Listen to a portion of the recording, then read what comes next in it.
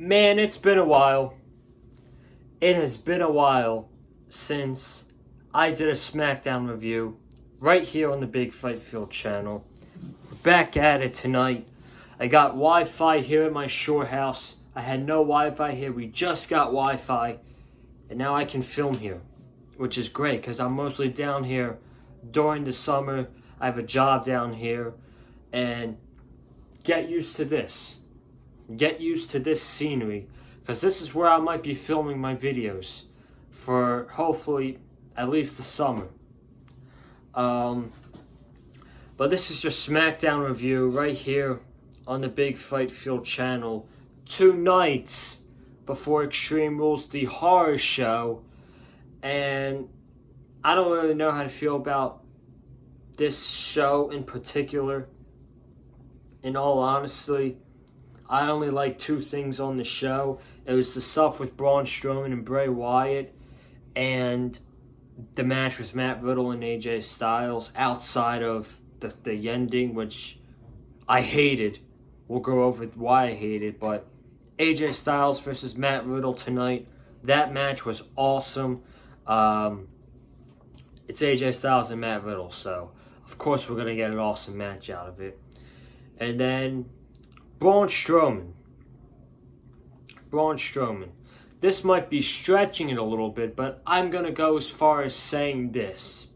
Tonight on SmackDown, July 17th, this is the best we have seen Braun Strowman since he got up from a suplex from Brock Lesnar on Monday Night Raw in 2017.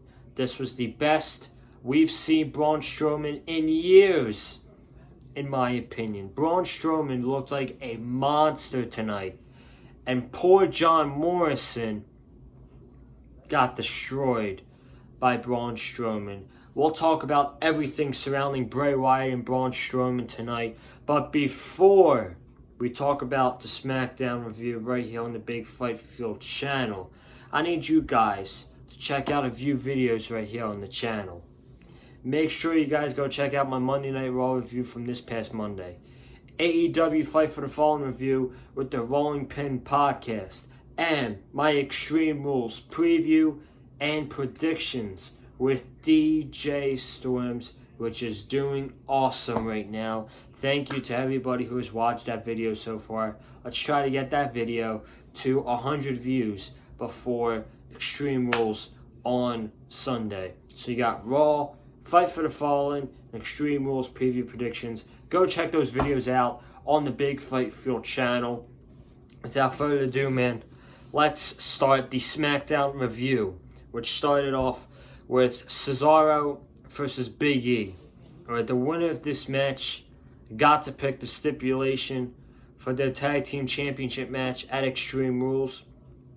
It was either going to be a tables match or a steel cage match. And the match was good. The match was pretty good. Cesaro can literally have a good match with anybody on the main roster.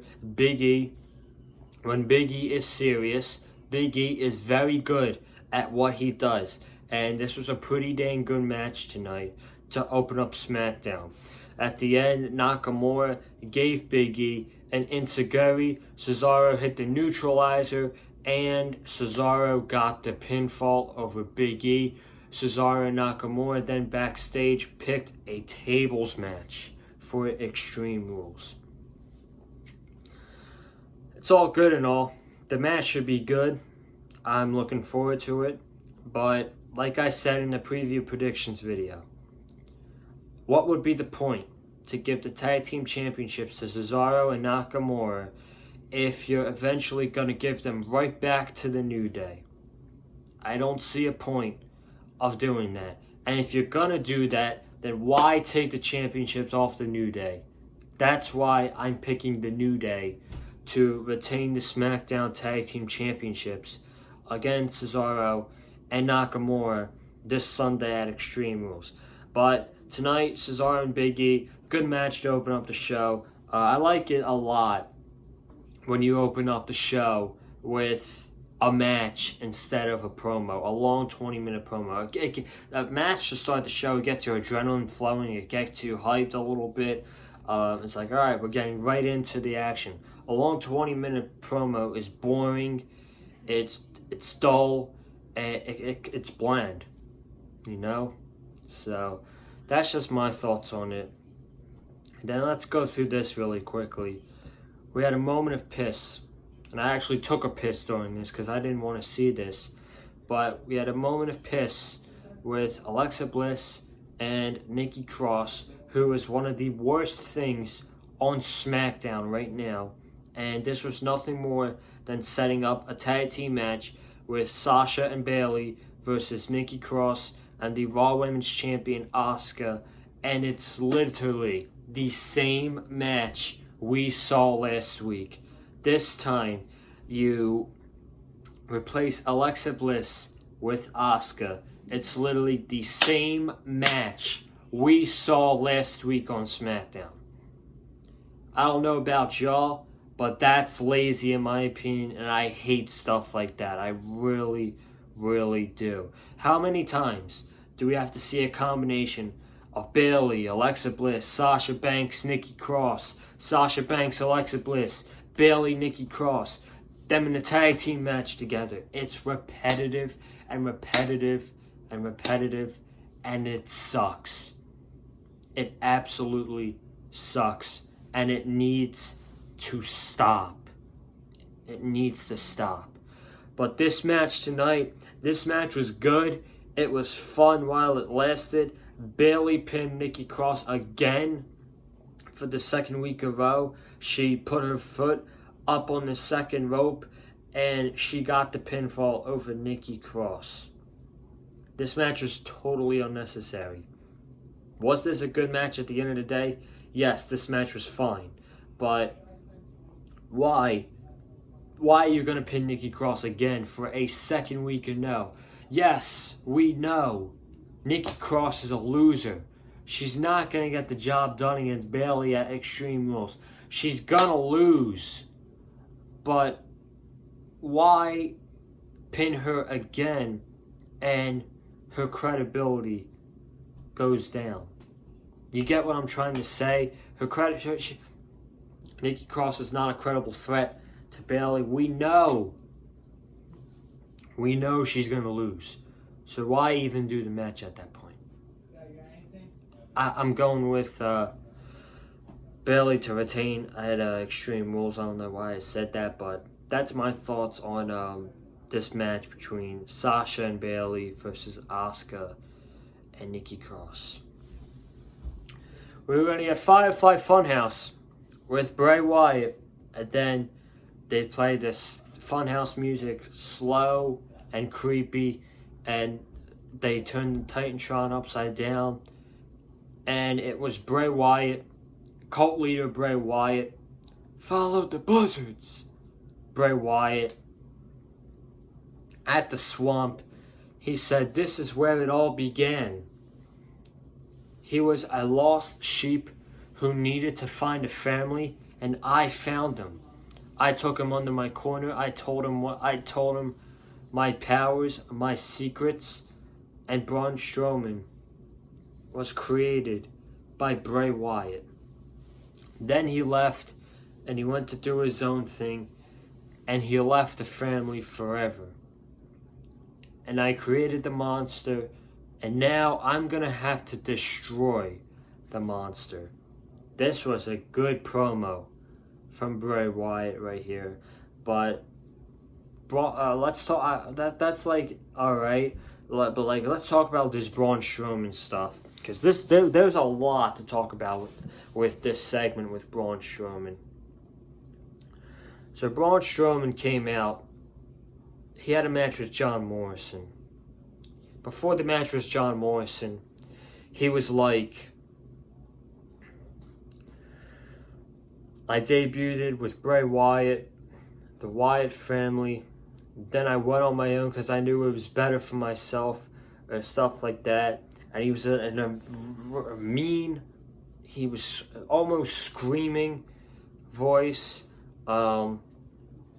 He said, I have to go back to where it all began. I have to put an end to Bray Wyatt once and for all, because if I don't put an end to Bray Wyatt now, I have to face The Fiend, and The Fiend could take everything away from me. So this Sunday, I have to go back to where it all began. I'm going home, and I'm going to destroy Bray Wyatt, and I'm going to leave him in the swamp forever. That promo from Braun Strowman tonight was fantastic, and I loved it. I loved what Braun Strowman did tonight. Then we got Braun Strowman versus John Morrison. And this was kind of like a squash. John Morrison didn't get a move in on Braun Strowman. And that's that. Braun Strowman defeated John Morrison in about 2 minutes. Now, people were complaining about this on social media. Oh, John Morrison's buried. John Morrison looks like a loser tonight. Yeah, it could have been Eddie. It could have been someone else. It didn't have to be John Morrison. But this made Braun Strowman look like a monster. This is something from Braun Strowman we haven't seen in years. If WWE can start booking Braun Strowman like this and make him feel like a monster, and make him feel like he's unstoppable, and make him feel like no one can touch him, like he was in 2017 when he was feuding with Roman Reigns, then maybe, just maybe a small glimpse, I can get into Braun Strowman. But this character that Braun Strowman's portraying now, this Strowman Express, it's just, I'm not a fan of it whatsoever. And his reign as the Universal Champion is terrible. It's honestly terrible. And he's devaluing the championship. And the championship is going to be much better when Braun Strowman is not the Universal Champion. But we all know where this is going on Sunday. No way Braun Strowman beats Bray Wyatt. It's called a Wyatt Swamp fight for a reason. So, yeah, I think you guys know who's going to win on Sunday. But everything we saw from Braun Strowman tonight I thought was great. And it was probably my favorite thing on the show. Especially his promo. This is the opposite of great. Lacey Evans versus Naomi. This actually sucked. This was terrible. This match sucked. Naomi deserves much better. Naomi voiced her opinion on social media. That she said, sometimes we have to make chicken salad, or sometimes you have to make chicken shit into chicken salad. It's basically what she said. She was talking about last week's karaoke segment on SmackDown, which was probably one of the worst segments you're going to see in 2020. That was terrible. Women's division karaoke. I still can't get over that. We're living in a damn age where people want Evolution 2. People want another Evolution. Yet, we're getting women's division karaoke. And we're getting piss poor matches like we saw tonight with Lacey Evans and Naomi. They made Naomi look like a clown out there. He tied her hair up to the rope. She couldn't untie it. The ref had to help her. She turned around into her women's right, and she lost. Talk about looking like a blithering idiot. She looked horrible. I feel so sorry for the position that Naomi is in right now. She deserves so much better. And if they want to push the Sasha and Bayley storyline further, then Naomi should be the one to challenge for the SmackDown Women's Championship at SummerSlam, because she certainly deserves it. This sucked. She deserves much better. I hated watching this. Backstage interview with the Junkie. Yes, folks, I don't know if you realized, but over the past few weeks, Michael Cole, Sheamus, The Miz, and John Morrison have been calling Jeff Hardy a junkie. about 67 times. I don't know if you missed it, but they want to remind you, Jeff Hardy's a junkie. Jeff Hardy's an alcoholic. Jeff Hardy can't get past his alcoholisms. I hate it. I cannot wait till it's over. I really can't wait till it's over. So we saw an interview with Jeff Hardy backstage. She's like, and Kayla Braxton was like, last week the Miz, Sheamus sent the Miz and Morrison out to the ring to set a challenge for a bar fight. And Jeff Hardy took the bar fight because he has to face his demons, and get by Sheamus. And then Kayla asked her about his prediction for the Intercontinental Championship match, and he said, well, maybe if Sheamus didn't frame me, then I would be in tonight's main event for the Intercontinental Championship. Sheamus came in, he bro-kicked Jeff Hardy, and he said, I'll see you next Friday. So, I'm guessing we're not getting Sheamus and Jeff Hardy at Extreme Rules. I don't understand why. Maybe there's too many cinematic matches on the card. So, I don't know. Maybe they scratched this one out for the New Day, Nakamura, and Cesaro. I'm not too sure. But hey, I just, please, the sooner this Jeff Hardy-Sheamus feud is over, the better. I was a fan of this feud at first. Now I hate it. And I can't wait till it's over. And I can't wait till Jeff Hardy leaves the WWE. Because this is not Jeff Hardy's redemption, folks. This is WWE's redemption. Jeff Hardy's real redemption is going to be when Jeff Hardy goes to AEW and joins his brother Matt Hardy. That's going to be his redemption story.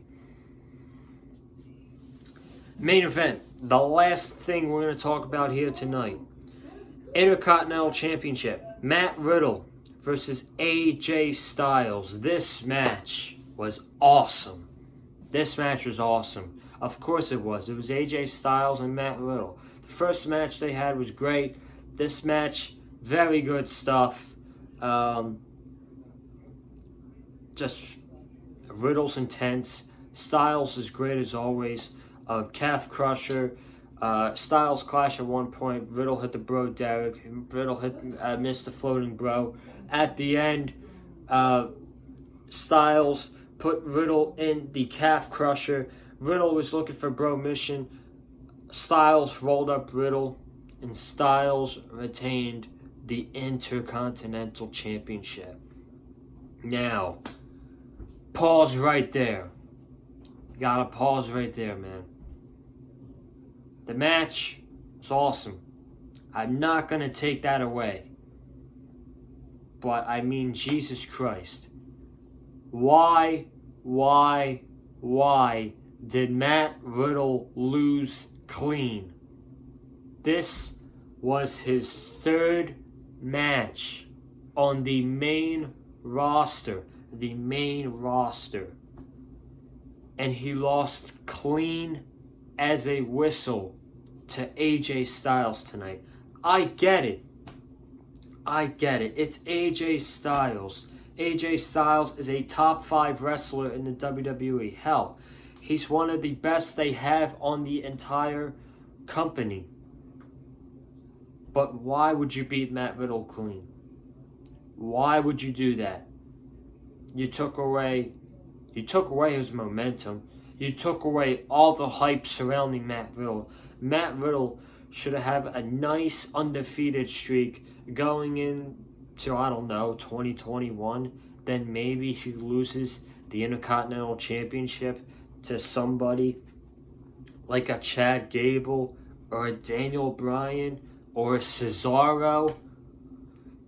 You could have had a nice undefeated streak with Matt Riddle, but you blew it all away in the third match. And already, Matt Riddle has fell victim to 50-50 booking. Awful. absolutely awful decision to beat Matt Riddle clean in this match tonight. Then after the match, Riddle and Styles shook hands, and Baron Corbin attacked Matt Riddle. This was probably a setup for AJ Styles, I'm guessing. And then Corbin hit End of Days. That's the way SmackDown went off the air. So, I don't know if we're getting Corbin and Matt Riddle this Sunday. I don't know if we're getting it next week. I don't know if we're getting it on a future episode of SmackDown, but it's whatever. It sucks. Now, how are we gonna? Why would you do another Matt Riddle AJ Styles match at SummerSlam? We already saw it tonight. So, is it gonna feel the same if we see it again at SummerSlam? Is it gonna have the same hype if we see it again at SummerSlam? We saw it twice in a span of 3 weeks. We saw it twice in a span of 3 weeks. That's not good. That's not good whatsoever. This was supposed to be saved for SummerSlam. You couldn't have waited 5 weeks for Matt Riddle and AJ Styles at SummerSlam, but instead you had to do it tonight, and you beat Matt Riddle clean. Shame on you. Shame on you, man.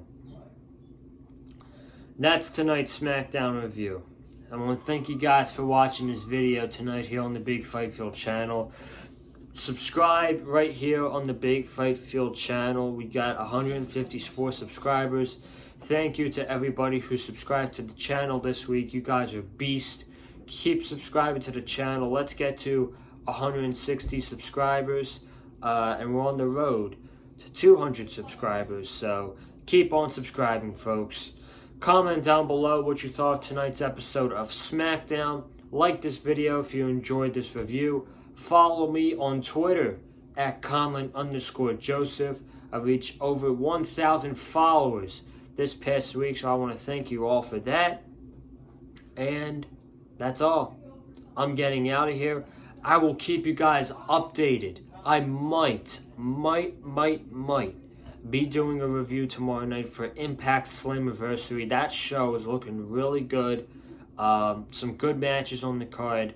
And I will keep you updated tomorrow if I'm going to be watching the show, one, and if I'm going to be doing a review here on the channel, too. So I'm going to keep you guys updated for that tomorrow. And have a good night. Stay safe.